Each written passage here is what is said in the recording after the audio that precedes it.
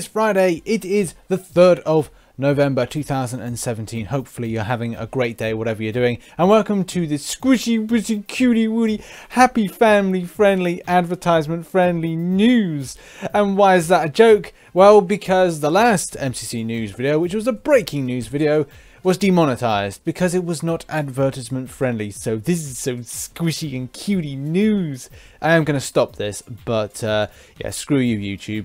Screw you backwards. Let's get into some news stories for MCC. So our first story is more of a kind of a clarification thing, because a lot of people still are wondering how they trigger bounty missions in Marvel Contest of Champions. And the answer is it's at random. Just don't really look to trigger it. It will trigger at random at any given point. I thought that was pretty obvious from the forum post from Caban Mike, but it is just to clarify that maybe a lot of people don't you know, look at the forums or maybe don't understand this thing. Just to clarify, it's at random. So it'll ping up and your alliance member will just go, Joe Blogs triggered a mission. So for example, some of my alliance mate called J Fella, it's came up with J Fella UK started a bounty mission, or it started, and that's the point that I went, okay, that's the point to go into it. So then you just go into it. You may yourself get it to trigger it, but it will come at completely a random time. It hasn't happened to me yet, but that doesn't mean to say that I'm not experienced with what's happening, because as soon as it's triggered, we just go in. It's pretty simple. So hopefully that gives people a lot of clarification. And it's quite surprising. It has been about like 24 to 48 hours since the update has gone in, and a lot of people are still asking that question. So it is at random, and just look out for when it comes in, and your alliance mates will join you. Likewise, join your alliance mates, get all that valor. Our second story is all about the vanquishing blow of the day, and this today is Incinerate. And Incinerate is a little bit of a difficult one with regards to getting right, and also the extent of champions that Incinerate in Marvel Contest of Champions.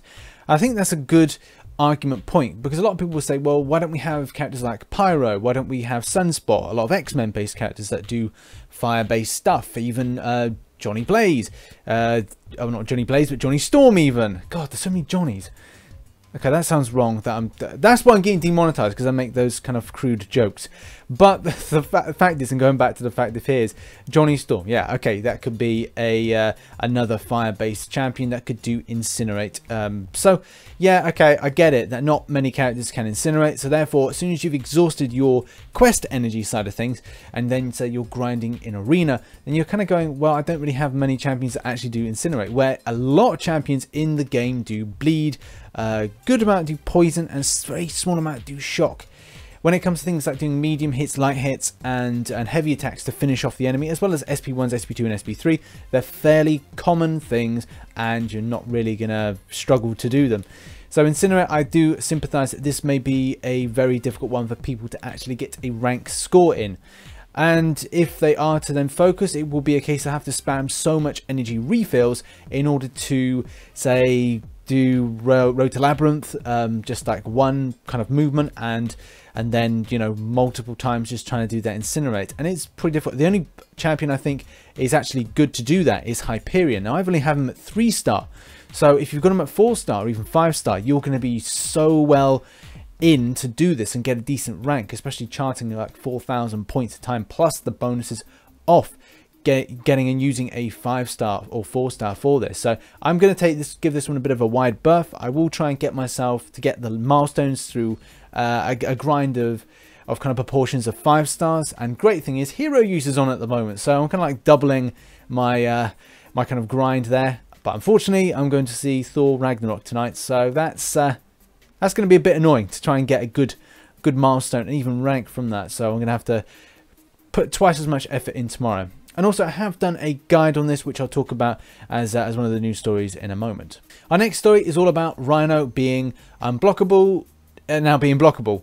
I've actually had this experience myself. I was just having a fight against Star-Lord, the first chapter mission in the Master Mode. And yes, I was going at him, it came up with unblockable, but it was blocked. It was quite an odd occurrence. And a lot of other people have said that they have experienced the same thing. I have a 5-star Rhino. A lot of people have different variations, and even someone said 5-star Rhino, some said they're happy with a 4-star Rhino in their arena. Command Wolf responded and said that, hey, thanks for heads up, I'm going to have a look at this. And he said that he's not actually getting the kind of response from the character at the point of playing. So a lot of people did then come back and say that, yes, we are experiencing a problem, which the Command Wolf then responded back that they were going to look into it a bit more. So obviously things aren't being kind of seen from their perspective. If anybody's got any video footage of this happening, please submit it into this forum post, because obviously it's going to help the devs actually kind of target what's wrong. Obviously, whatever they're doing this Friday, you know, if you drink is in the office, you know what I mean, you know, maybe things are going a little bit amiss with regards to noticing that. But this actually then goes on to a few things with regards to the next story. And in this story, obviously, a lot of people will know, because I was doing this as well. I was kind of grinding through my lunch hour at work, and I saw this, and this was something that I thought, well, this was an issue a couple of days ago, or yesterday even, when Thursday was a bad day for grinding, and that is there was an emergency maintenance. And the emergency maintenance, and I couldn't remember if it was scheduled or not at the time, but there seems to be a few issues that need fixing. So we've talked about this in MCC News in the past quite a bit, with regards to the extent of how consistent is the game operating system, or the whatever they're using to kind of create the game on. I can't remember what is it, software, what would you call it, something like that.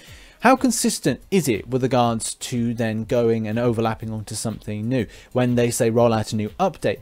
How consistent is it? And what is really the contingency plan with it? So do they make it on a server, their servers, and then what they do is they then ping it over to the servers of somewhere else in order to run? Is it run directly on their servers?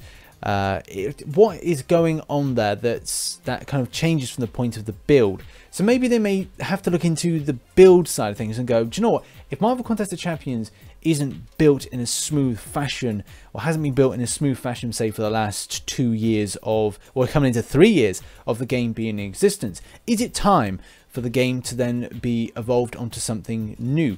Would they go the same line with regards to Injustice and Injustice 2 in the future, where they take a new engine, a new build engine, and look to then make it a lot newer, taking out those kind of minute bugs and errors that keep cropping up, because they do keep, you know, popping up from time to time. Even that Rhino Unblockable thing was something that you kind of go, well, how the hell does that happen?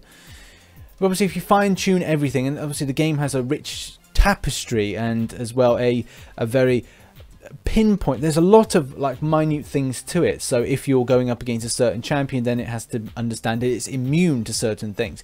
Likewise with regards to, say, the souls aspect, and how technical making a game does it then for kind of replicating on further. That's me just getting my 2 cents out about that one. But I think in essence what I'm trying to get at is, look, if this continues on, should you just rebuild it on a new engine to make it a lot smoother for the player? Likewise with regards to it being iOS or Android, is it because there's 2 different client builds that just don't correspond with each thing? I think that really needs to be more of a future plan for Kabam and Marvel Contest of Champions, and hopefully, I say this each time, hopefully we can see a light at the end of the tunnel. Our next story has got to be Summoner's Soul. Now, Kabam Mike, and I really can't find the post at the moment, that said that we would by the end of this week see the, and a lot of people are saying this, not reward, but title. So a lot of people are saying titles. Obviously, if you sold your soul, your Summoner's Soul, very early on, you were getting some lost souls, and you were also getting a title. And what really happened if you then didn't sell your soul is something we still don't know. A lot of people were saying, yes, it's just going to be a title. But that's the thing, you're saying, well, it could have just been a title with regards to the push the button thing. So hopefully, again, by the end of the week, which could be Sunday, or it could be the end of the working week, which could be Friday, we will see something in our boxes saying about, congratulations, you didn't sell your Summoner's Soul, here's this. Hopefully there's some kind of answer, pretty sharpish. And our final story is one of my own. It's a shameless plug, I'm sorry. It's just a little guide I put together about Vanquishing Blows, and obviously it should be out at the moment, and link to it obviously is in the description. And it just shows you how to maximize your point gain and a few kind of like tricks and hints for people that are higher level and lower level. So the kind of movements, the finger movements with regards to doing the lights, medium and heavies, and also the kind of strategies with doing the SPs, as well as the bleeds, the poisons, the incinerates and the shocks. The kind of shocks and the incinerates aren't great, by the way, to kind of say the least, unless you've got a 5-star Hyperion for that L1. And then with regards to shock, Jane Foster Thor, maybe a good shout for that one. But the video will kind of like help you out a bit more with that. So that has been the 3rd of November 2017 edition of MCC News. If you enjoyed the video, then hit that like button, subscribe, and maybe share it with some people so people know about the MCC News for the community, shining light on the forum and other things in the game. Hope you're going to have a great day. I'm going to go and see Thor Ragnarok. I shall catch you on the flip side. Bye-bye for now.